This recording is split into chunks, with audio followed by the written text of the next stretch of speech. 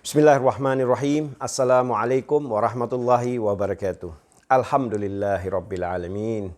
Wassalatu wassalamu ala asrafil anbiya'i wal mursalin. Sayyidina Muhammad bin Abdullah sallallahu alaihi wa alihi wasallam. Alhamdulillah, sahabat yang kami muliakan, yang senantiasa dirahmati Allah Subhanahu wa taala. Kita sedang menjalani puasa hari ke-25 di bulan Ramadan ini dan menuju malam ke-26. Alhamdulillah, semoga semua sahabat senantiasa dalam taufik dan hidayah Allah Subhanahu wa taala. Kesempatan kajian ini kita ingin membahas dua istilah yang sering kita dengar, taufik dan hidayah. Apa itu taufik? Taufik secara bahasa bisa bermakna petunjuk, ya. Petunjuk untuk mendapatkan hidayah sendiri. Ya, petunjuk atau bimbingan atau arahan itu taufik. Sedangkan hidayah itu sendiri adalah petunjuknya itu. Jadi kalau kita boleh kasih contoh yang sederhana sekali, misalnya begini.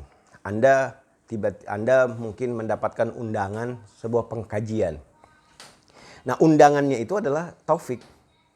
Ketika Anda mendatangi ataupun mengikuti undangan itu, berarti Anda telah mengambil taufik itu dan menuju kepada hidayah itu sendiri. Karena walaupun hidayah itu ada di mana-mana, bisa dalam berbentuk apapun, maka contoh sederhana tadi itu kira-kira yang bisa menjelaskan apa itu taufik dan hidayah.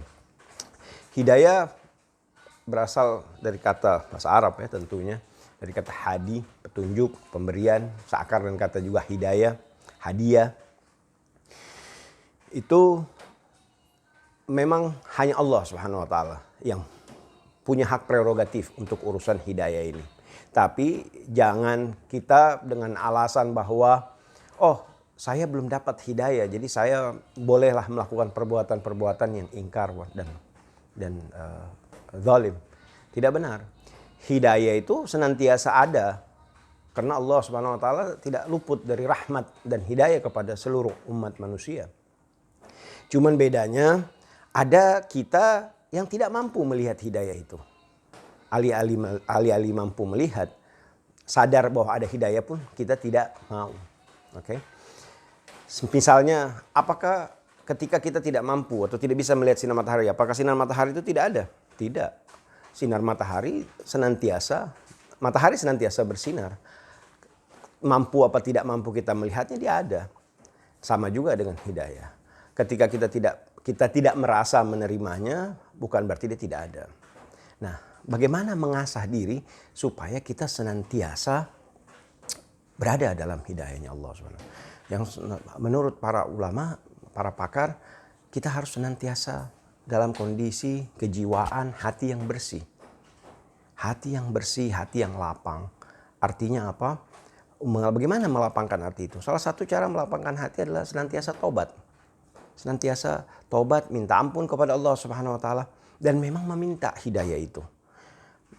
Kita bisa bayangkan betapa pentingnya hidayah sampai dalam suratul Fatihah itu bismillahirrahmanirrahim, alhamdulillahirabbil alamin, arrahmanirrahim, maliki yaumiddin, iyyaka na'budu wa iyyaka nasta'in, ihdinas siratal mustaqim.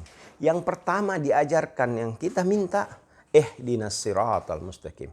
Semoga Allah senantiasa memberi hadi, menunjuki kita dalam jalan yang siratal mustaqim, ya, jalan yang benar itu. Betapa pentingnya hidayah.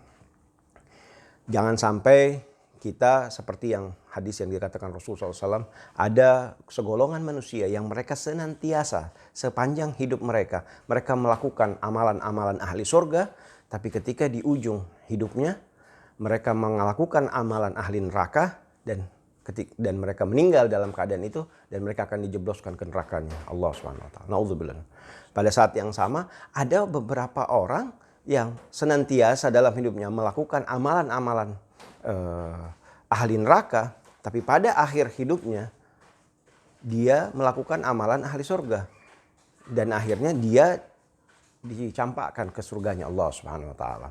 Nah, itulah pentingnya bagaimana kita senantiasa mengasah diri kita dan meminta kepada Allah Subhanahu wa taala dan menjaga lingkungan kita sendiri untuk senantiasa bisa dalam hidayah. Dan oleh karena itu juga tak henti-henti kita mengucap alhamdulillahirabbil alamin atas nikmat kita berislam, atas nikmat kita beriman kepada Allah Subhanahu wa taala. Dan kita juga tak henti-hentinya untuk berdoa kepada Allah supaya hati kita ini tetap condong kepadanya, taat kepada Allah, taat kepada Rasulnya, dan orang-orang yang soleh yang mengikuti mereka. Semoga kita digolongkan kepada mereka itu semuanya. Saya kira itu yang kami bisa jabarkan tentang taufik dan hidayah. Tiada yang kami bisa panjatkan kecuali semoga kita semua senantiasa termasuk dalam golongan orang-orang yang mendapatkan taufik dan hidayah. Al-afu minkum, mohon maaf. Semoga kita bertemu lagi dengan episode berikutnya. Wassalatu wassalamu ala Rasulillahi sallallahu alaihi wasallam. Wassalamualaikum warahmatullahi wabarakatuh.